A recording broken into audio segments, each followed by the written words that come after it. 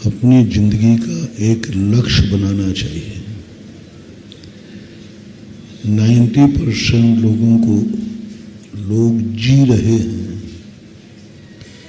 जीने का पर्पस मालूम नहीं है। जिंदा हैं इसलिए जी रहे हैं, मरना है सो मर जाएंगे, लेकिन जिंदगी का उद्देश्य क्या है? उज्ज्वल उमा स्वामी महाराज ने तत्वार सूत्र में कहा, निर्देश स्वामित्व साधनाधिकरण स्थिति विधानतः। ये 7 प्रत्यय हैं, इनका जो व्यक्ति इनका उपयोग करता है। निर्देश यानी आपका लक्ष्य क्या है, आप जो भी कार्य कर रहे हैं उसका अंतिम लक्ष्य होना चाहिए। अंतिम लक्ष्य जब व्यक्ति बना लेता है तो व्यक्ति की भटकन दूर हो जाती है। हम निर्देश ही नहीं पा रहे हैं कि हमारा जन्म भारत में क्यों हुआ, पता ही नहीं, हो गया। ये मनुष्य को शोभा नहीं देता। ये पशुओं तक तो ठीक है। पशु यदि कहे कि मेरा जन्म भारत में हो गया, हम क्या करें? नहीं, तुम मनुष्य हो, मनुष्य में भी उच्च कुलीन हो, उच्च कुलीन में भी तुम भगवान के गुरुओं के भक्त हो, तुम एक महाजन हो, तुम जैन हो। तुम्हारे लिए हर क्रिया का मालूम होना चाहिए, हर चीज का मालूम होना चाहिए कि ऐसा क्यों। तुम्हें मालूम होना चाहिए कि मेरा जन्म भारत में क्यों हुआ। कहीं और हो सकता था। मनुष्य तो बहुत सारे जगह पर हैं, भारत में क्यों जन्मे तुम? ये ज्ञान तुम्हें जिस दिन हो जाएगा उस दिन तुम्हारे लिए ये भारतवर्ष वरदान सिद्ध हो जाएगा। भारत तुम्हें सिद्ध हो जाएगा। ये भूमि तुम्हारी वास्तविक माता बन जाएगी और ये माता के समान तुम्हारा पालन करेगी। पशु को मालूम नहीं रहता है कि मेरी माँ कौन है, वो माँ को नहीं जानता, वो माँ के दूध को जानता है। पशु माँ के पीछे नहीं घूमते, दूध के पीछे घूमते। उनको कोई लेना देना नहीं, माँ सुखी है कि माँ दुखी है, माँ जिंदा है कि मरी है, उनको कोई लेना। उनमें मातृत्व का संस्कार नहीं होता। उस बच्चे के अंदर मात्र होता है कि ये हमारा भूख मिटाने का साधन मात्र है। साधन के अलावा उसको कोई ज्ञान नहीं होता। कुछ पशुओं को छोड़ करके, उनमें भी कोई सम्यक दृष्टि होते हैं, वृत्ति होते हैं, कुछ अच्छे होते हैं, लेकिन 99% पशु माँ को नहीं जानता। उसको कोई पता ही नहीं है कि मेरा जन्म भारत में क्यों हुआ। घास पेड़ पौधों को मालूम नहीं है, कहीं भी उग जाते, जंगल में उग जाते, गार्डन में उग जाते, उनको कोई फर्क नहीं पड़ता। तुम ये बात नहीं कह सकते। यदि तुम्हें इतना होश नहीं है कि मेरा जन्म भारत में क्यों हुआ, तो तुम्हें इस भारत से माँ का प्यार नहीं मिलेगा, माँ का आशीर्वाद नहीं मिलेगा, ये तुम्हें फलेगी नहीं, ये पृथ्वी नहीं फलेगी तुम्हें। अगले भव में ये पृथ्वी तुमसे बाहर हो जाएगी, वो नहीं मिलेगी। इसलिए जैन दर्शन ने बार बार कहा कि तुम्हें निर्देश पता होना चाहिए, क्यों भारत में जन्म हुआ, तुम्हें ऐसा क्यों अलग से छांटा गया। कुछ ना कुछ तो किया होगा, कुछ ना कुछ तो अच्छा किया है। हम सदा कहा करते हैं जैसे एक पंडाल होता है, जब कोई विशेष कार्यक्रम होता है तो आप आगे हिस्से में एक सफ़ेद चादर बिछा देते हो, पूरे पंडाल में नहीं, उसको थोड़ा वीआईपी करते हो। तो उस चादर से क्या संकेत मिलता है कि आज कोई वीआईपी आने वाला है। और वो चादर बिछते ही पीछे वाले के मन में धीरे धीरे खिसकता है वो, और उसे चादर पर बैठने मिल जाए, वो गद्दी लगा देना ऊंची, जैसे अभी कोई नेता वगैरह आते तो यदि उनके तखत पर बैठने मिल जाए तो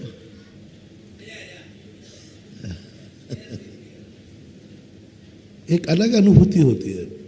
तुम बड़े नहीं हो, तुम्हारे पास बड़प्पन नहीं है,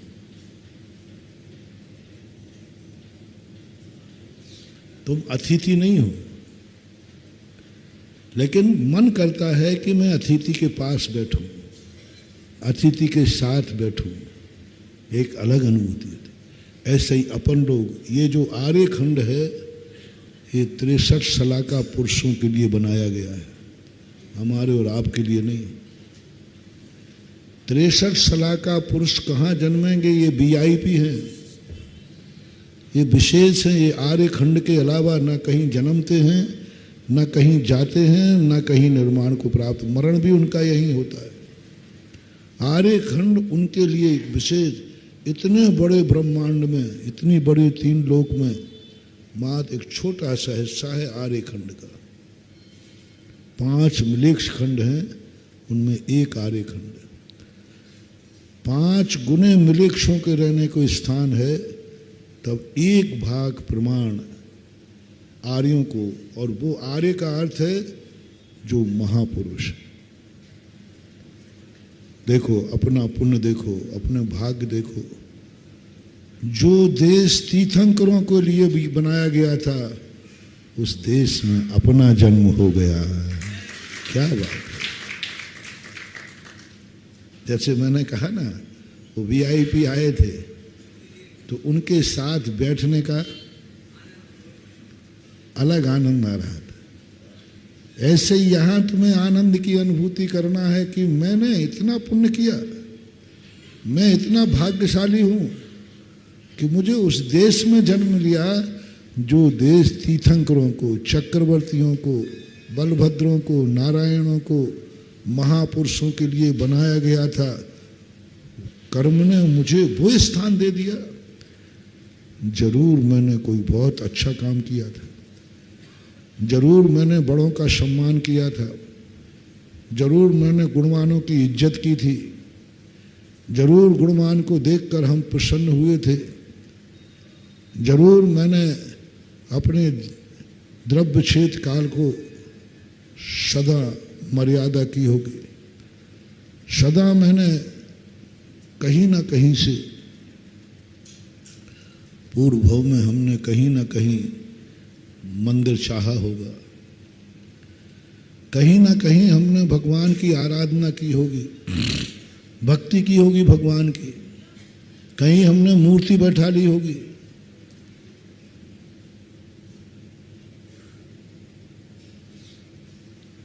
कहीं ना कहीं हमने सज्जनों का स्वागत किया होगा, कहीं ना कहीं हमने साधु संतों की भक्ति की होगी, और मरते समय ये भाव किया होगा, हे भगवान हम मर रहे हैं, मुझे कुछ नहीं चाहिए, बस मेरा जन्म ऐसे स्थान पर हो जहाँ देव शास्त्र गुरु का सानिध्य हो। बस कुछ नहीं मांगा होगा तुमने, कुछ नहीं, धन दौलत कुछ नहीं, मात्र मेरा जन्म ऐसे हो जहाँ पर उस अच्छे परिणाम के कारण से हमें भारत देश मिला।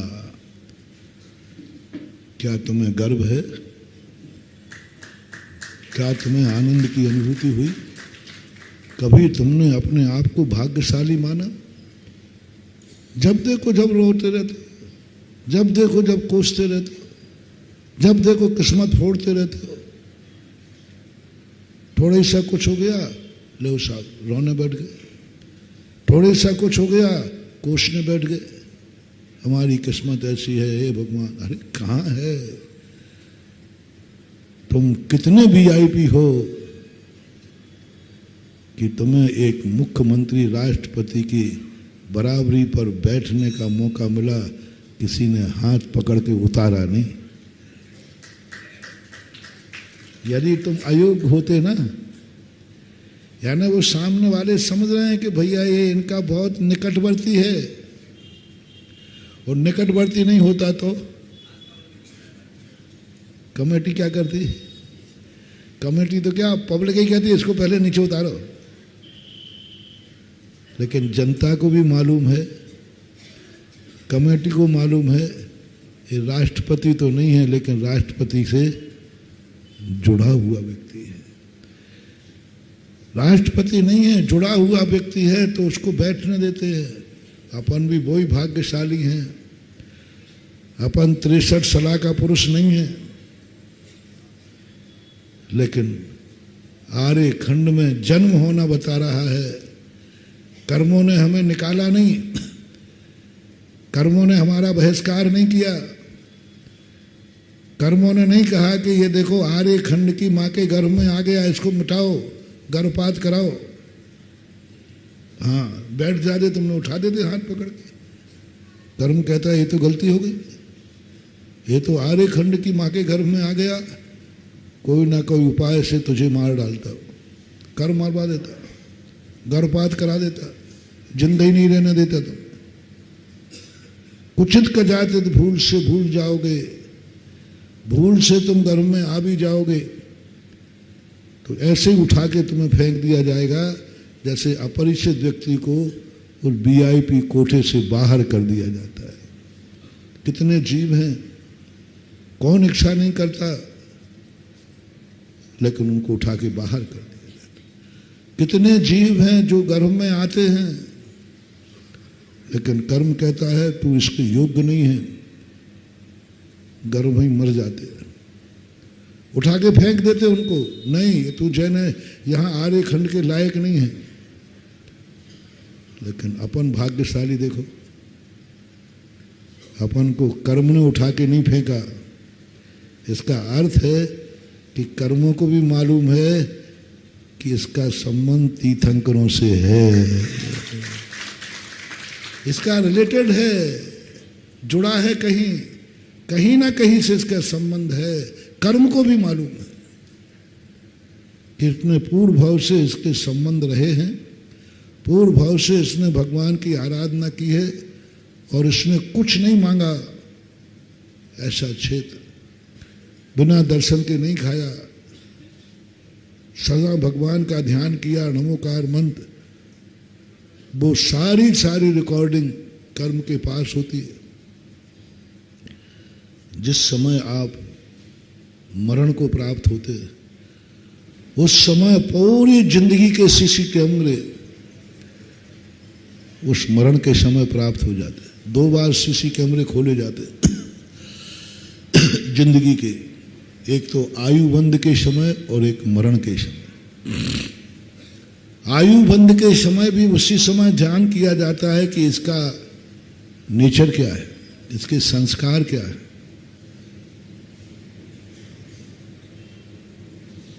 जिंदगी में इसका लक्ष्य क्या है, ये किस लिए जी रहा है, जो कुछ भी इसके जीवन में है इसका निर्देश क्या है।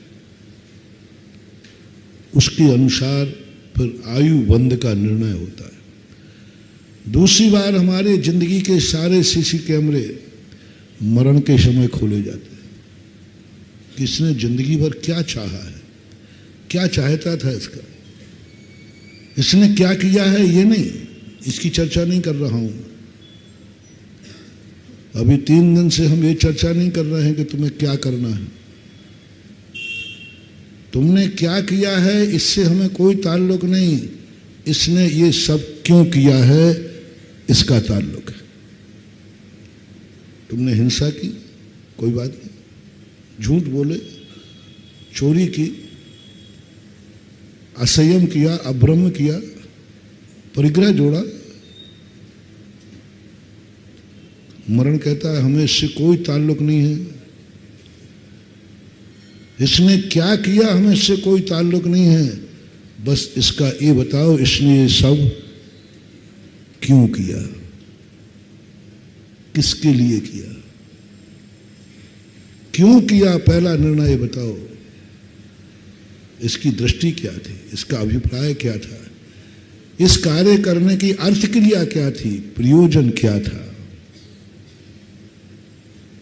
सब पाप, कोई भी पाप नहीं। इसने दिन भर में 10,000 लोगों की हत्या की है, प्राण लिए हैं। कर्म को आश्चर्य नहीं होता। 10,000 कर्म कहता है कोई बात नहीं, कितनी सहजता में बोल दिया। 10,000 लोगों को मारा, सारे लोगों के, जिसको तुम्हें पता चल जाए कि इसने 10,000 लोग निपटाए हैं आज दिन भर में, तो उसके प्रति तुम्हारा गुस्सा, अरे महाराज ये इतना बड़ा पापी है, 10,000 को निपटा दिया है, इतने लोगों को, पूरे अशोकनगर की समाज को निपटा दिया। हर व्यक्ति आश्चर्य करेगा, हर व्यक्ति के मन में विकल्प आएगा, इतना बड़ा पापी, इतना हत्यारा। कर्म से पूछा तुम्हें कैसा लग रहा, बोले कोई बात नहीं, 10,000 ही मारे हैं ना, कोई बात नहीं, कोई बात नहीं। जैन दर्शन की अलौकिक देखना, सम्यक दृष्टि, सम्यक ज्ञानी और तत्व दृष्टि में आश्चर्य नहीं होता। सम्यक दृष्टि आश्चर्य नहीं करेगा, धर्म आश्चर्य नहीं करेगा, गुरु आश्चर्य नहीं करेंगे, कोई जो ज्ञानी है वे आश्चर्य नहीं करेंगे। कितनी भी बड़ी बात हो जाए, कितनी ही बड़ा पापी मिल जाए, बस एक ही शब्द में, कोई बात नहीं, अभी रुको, इसको पापी मत कहो, इससे घृणा मत करो, इससे पूछो इसने क्यों किया है, क्यों किया है। साहब ये 24 घंटे मारने का भाव कर रहा था। देख लीजिए आप इसका कैमरा, इसके दिमाग में मशीन लगा दो। इसने पूरी जिंदगी भर 30 साल 35 साल तक 24 घंटे किसी को मारने का भाव किया है, वो कैमरे में आ गया। साहब 24 घंटे 30-35 साल तक मारने की ही भाव करता रहा, तो अब तो इसके ऊपर विचार करने का क्या समय रहा। सीधी सजा बोलो, सीधी फांसी चढ़ाओ। कर्म कहता कोई बात नहीं, थोड़ा एक बार पूछ ले। कानून बहुत बड़ी विचित्र चीज है मानव। एक व्यक्ति ने किसी का मर्डर किया, मजिस्ट्रेट वहां मौजूद था, कलेक्टर मौजूद था, एसपी मौजूद था, सारे अदालत प्रशासन शासन मौजूद था।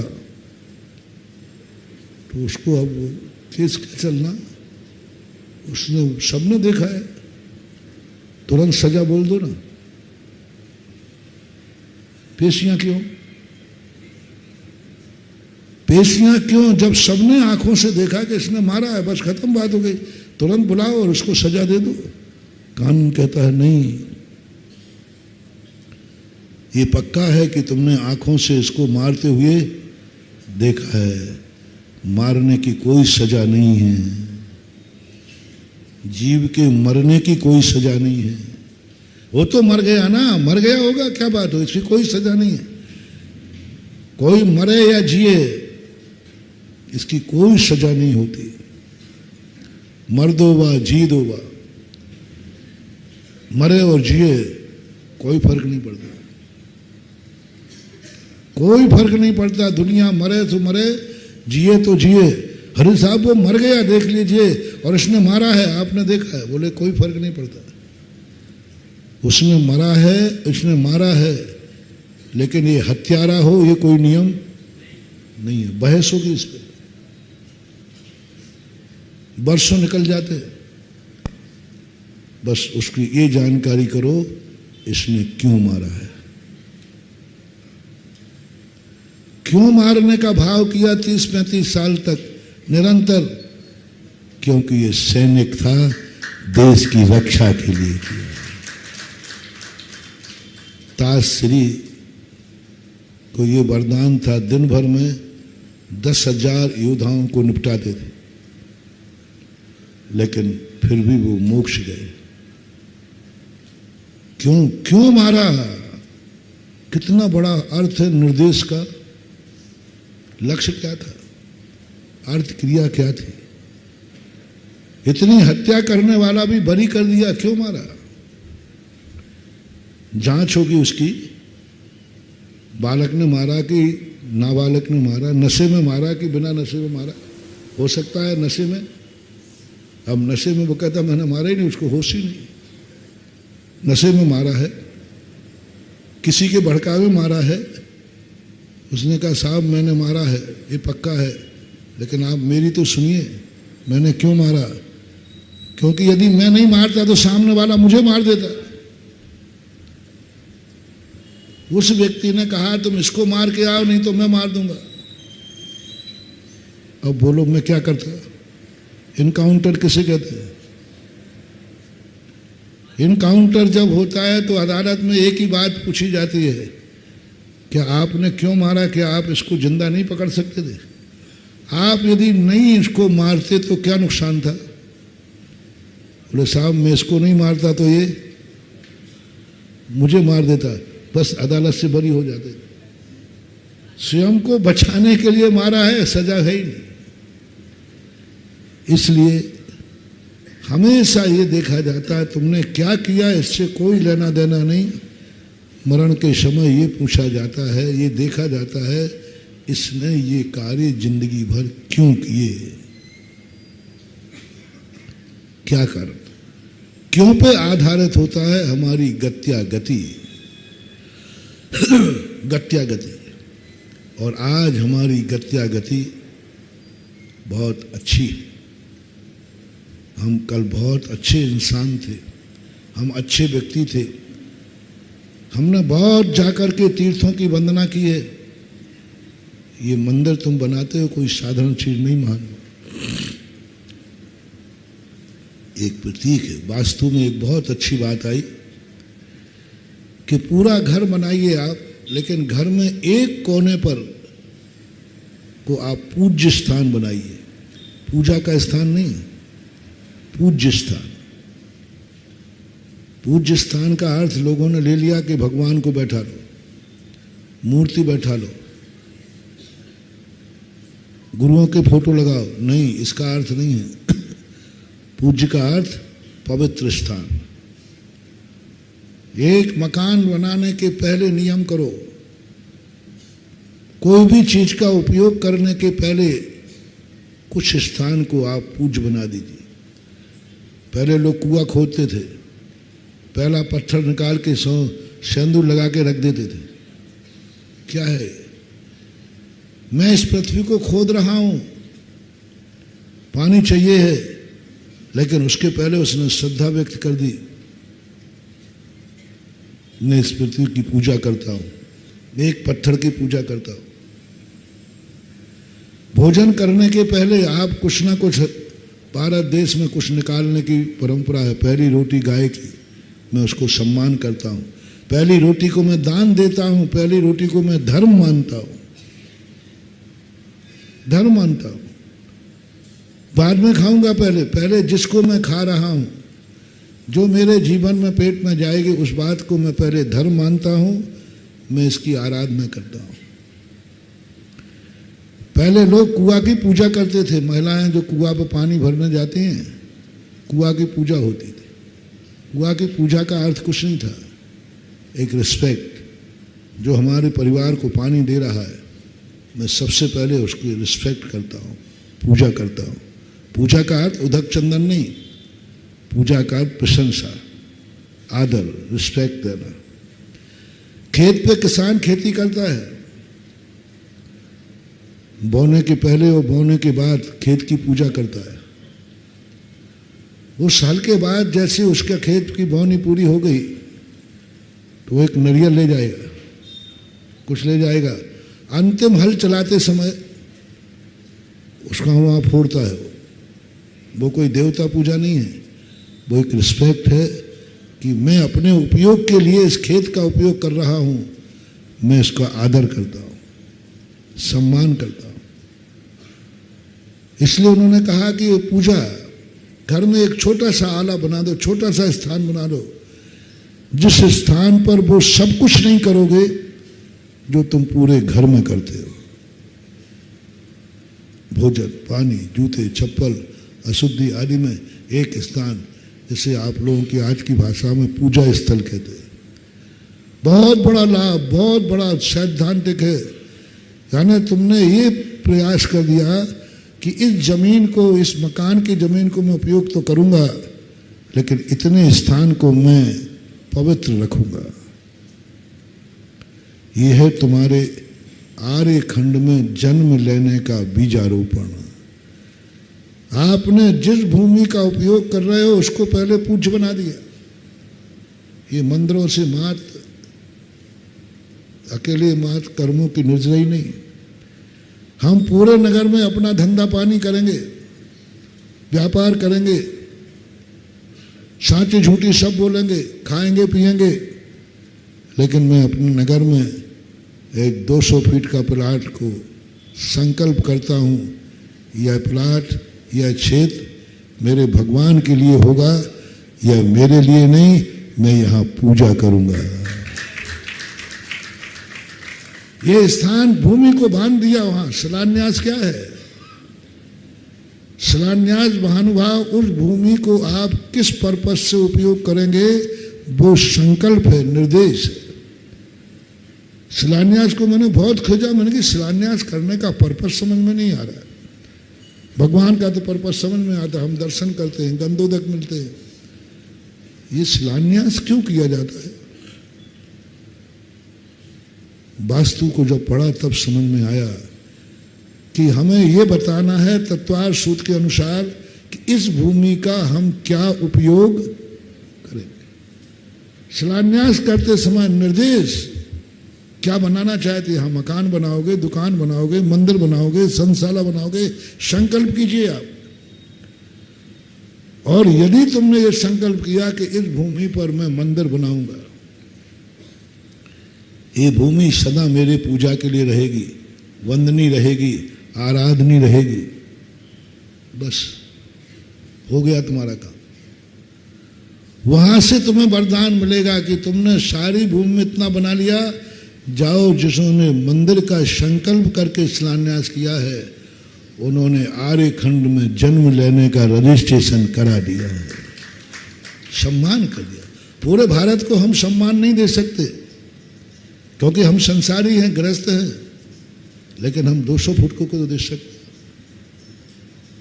हम सारे मकानों के लिए पवित्र नहीं कर सकते, लेकिन मंदिर पर जाते देवी के पैर पड़ना, देवी पर नमस्कार करना।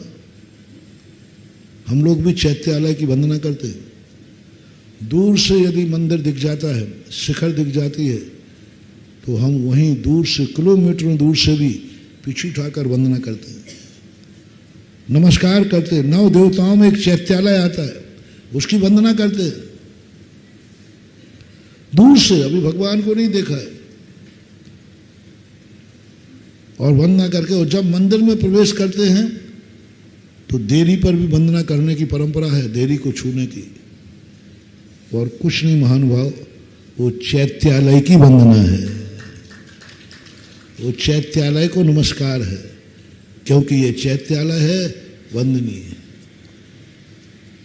ये सब कार्य तुमने किए हैं, और तुम्हारे में हमेशा संगति अच्छे लोगों की है, आर्य लोगों की है। तुम्हारा भाव सदा एक ही रहता था, मेरा रिश्तेदार अच्छा हो। ये सामान्य चीज नहीं है। आज मैं दूसरे ढंग से तुम्हें बता रहा हूं, ये रिश्तेदारी मात्र मोह नहीं है, रिश्तेदारी जिंदगी चलाना नहीं है। रिश्तेदार बनाना, शादी विवाह करना, ये मात्र सांसारिक कार्य नहीं है। जो व्यक्ति ये कहते हैं हम बराबरी कुल वाले से संबंध बनाएंगे, हम कुलवान से संबंध जोड़ेंगे, हमें कुलवान कन्या चाहिए, क्या मतलब है? सीधा कहो ना स्त्री चाहिए, कुल अकुल से क्या लेना देना है तुम्हें? क्या मतलब है तुम्हें कुल और अकुल से? स्त्री स्त्री होती है। कुलहीन को भी पत्नी बना लो ना, वो भी तुम्हारा कार्य करेगी, तुम्हारे बच्चे पैदा करेगी, तुम्हारा कुल चलाएगी। क्यों कुलवांत शब्द लगाया? क्यों कुलीन कन्या जोड़ना चाहते हो? तो सामान्य अर्थ तुम यही करते हो कि कुलवान आएगी तो हमारा घर संस्कारित होगा, हमारे बच्चे संस्कारित होंगे, हमारे कुल की इज्जत होगी। जो मैंने खोजा वास्तु शास्त्रों में, महानुभाव, उसका बहुत बड़ा रहस्य है। तुमने जैसे ये भाव किया